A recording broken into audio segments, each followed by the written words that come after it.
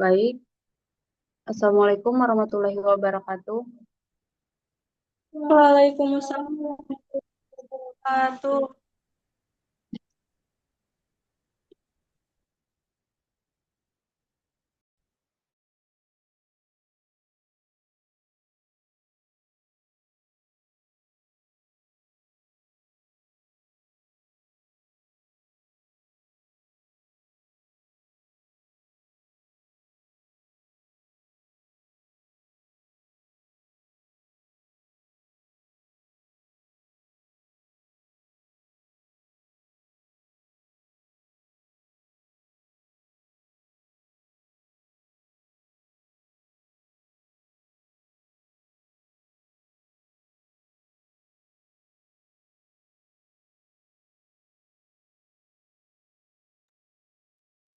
Assalamualaikum warahmatullahi wabarakatuh.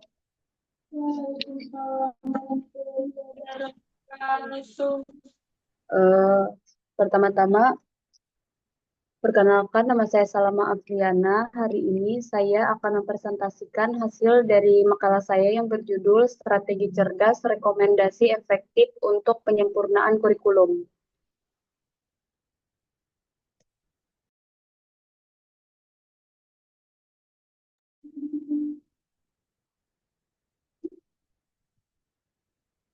Jadi, kurikulum itu berasal dari bahasa Latin yaitu curriculum yang berarti jalur atau lintasan yang harus ditempuh.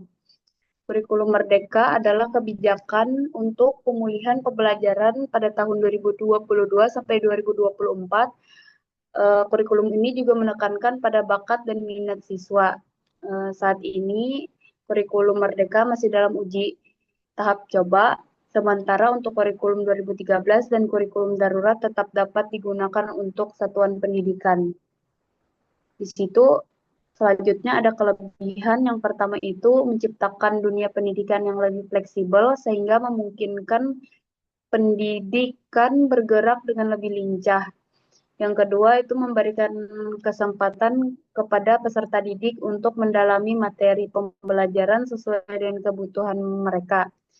Yang ketiga, menyediakan wadah bagi peserta didik untuk mengeksplorasi pengetahuan umum melalui pengalaman langsung di masyarakat. Dan yang terakhir itu mempersiapkan peserta didik untuk menghadapi dunia kerja dengan lebih baik. Untuk selanjutnya itu ada kekurangan. Yang pertama, persiapan yang dilakukan harus dimatangkan terlebih dahulu, baru dilaksanakan. Itu membutuhkan pelatihan yang cukup lama. Terus yang kedua itu perencanaan pendidikan dan pengajaran belum tersusun dengan baik untuk saat ini. Dan yang terakhir, SDM dalam menjalankan program kurikulum Merdeka belajar harus dibekali dengan pelatihan yang memerlukan anggaran lebih. Selanjutnya ada perbedaan kurikulum Merdeka dengan kurikulum sebelumnya.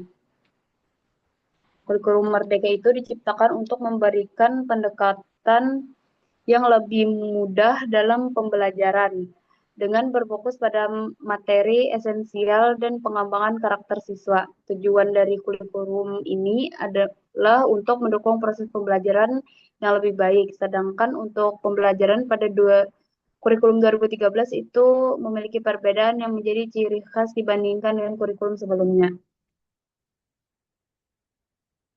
Untuk selanjutnya itu ada hasil dari implementasi kurikulum. Jadi hasil dari implementasi kurikulum ini mencerminkan kemampuan siswa yang diperoleh melalui proses mental dalam kegiatan belajar. Biasanya hasil ini menunjukkan tingkat pemahaman dan kepuasan siswa atas usahanya. Hasil belajar ini juga mencakup tiga ranah. Yang pertama itu kognitif, yang kedua afektif, dan yang terakhir itu psikomotorik. Dari ketiganya ini biasanya yang menjadi fokus penilaian guru itu pada ranah kognitif karena berkaitan langsung dengan penguasaan materi. Selanjutnya ada peran sekolah dalam implementasi kurikulum. Jadi peran sekolah dalam pengembangan kurikulum ini terletak pada pelaksanaan kurikulum sesuai pedoman pengajaran dan sistem penilaian. Biasanya di tingkat kelas itu kepala sekolah memegang peran penting sebagai pemimpin dalam memastikan kelancaran implementasi kurikulum Merdeka akan eh, jadi kepala sekolah itu memegang peran penting sebagai pemimpin dalam memastikan kelancaran implementasi kurikulum Merdeka. Jadi kurikulum itu akan berhasil jika dijalankan sesuai dengan ide dan tuntunan yang tercantum dalam dokumennya.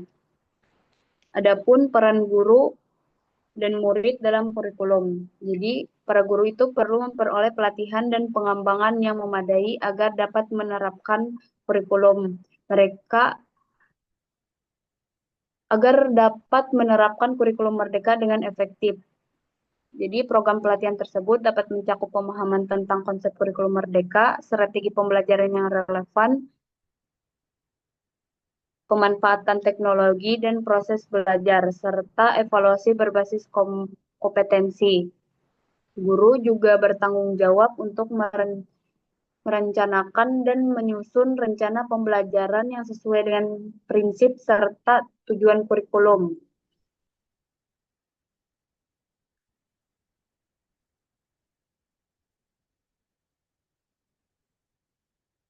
Di sini masih tentang peran guru dan murid dalam kurikulum. Jadi, kurikulum Merdeka itu bertujuan untuk membantu siswa mengatasi krisis pendidikan dengan menciptakan suasana belajar yang tenang, menyenangkan, dan bebas stres. Jadi, siswa itu didorong untuk mengekspresikan bakat serta menerapkan teori dalam pengalaman praktis di lapangan. Biasanya keterlibatan mitra eksternal membawa wawasan tambahan dari para ahli melalui kegiatan ini. Siswa juga dapat belajar menerapkan profil Pancasila secara langsung. Terus ada keterampilan komunikasi. Keterampilan komunikasi siswa itu perlu dikembangkan untuk membangun hubungan baik dengan orang tua, guru, teman, dan masyarakat. Komunikasi yang baik juga mencerminkan kecerdasan interpersonal tinggi. Jadi siswa dengan kecerdasan ini mampu memahami orang lain, bekerja sama, dan menyampaikan ide dengan jelas. Terus sebaliknya untuk siswa dengan kecerdasan interpersonal rendah itu cenderung sulit berinteraksi dan menyampaikan gagasan. Jadi di dalam keterampilan komunikasi ini, guru itu berperan penting dalam melatih kemampuan komunikasi lisan dan tulisan agar siswa dapat menyampaikan pesan dengan jelas. Dan yang terakhir itu ada keterampilan teknologi kurikulum. Jadi teknologi adalah alat bantu dari ilmu pengetahuan yang sangat berguna dalam kehidupan sehari-hari.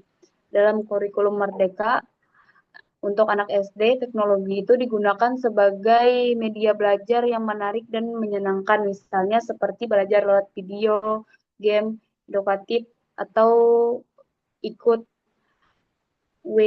webinar atau kelas online. Teknologi juga membantu siswa lebih semangat belajar, mudah mengingat pembelajaran, dan berlatih dengan cara yang seru. Tujuannya itu agar siswa memahami pembelajaran dengan baik dan benar. Mungkin itu saja yang bisa saya sampaikan. Apakah ada pertanyaan?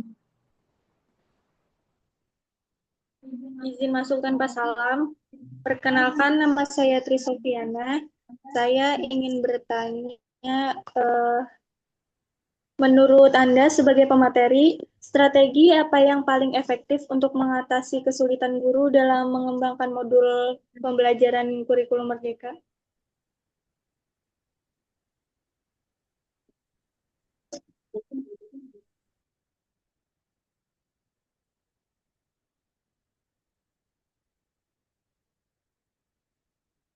Um, Baik, izin menjawab pertanyaan dari Trisofiana. Jadi menurut saya itu strategi yang efektif itu adalah dengan pelatihan dan pendampingan.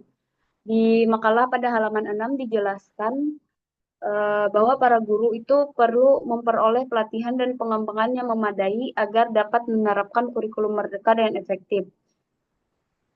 Biasanya pelatihan itu mencakup pemahaman konsep kurikulum, strategi pembelajaran, pemanfaatan teknologi, serta evaluasi berbasis kompetensi.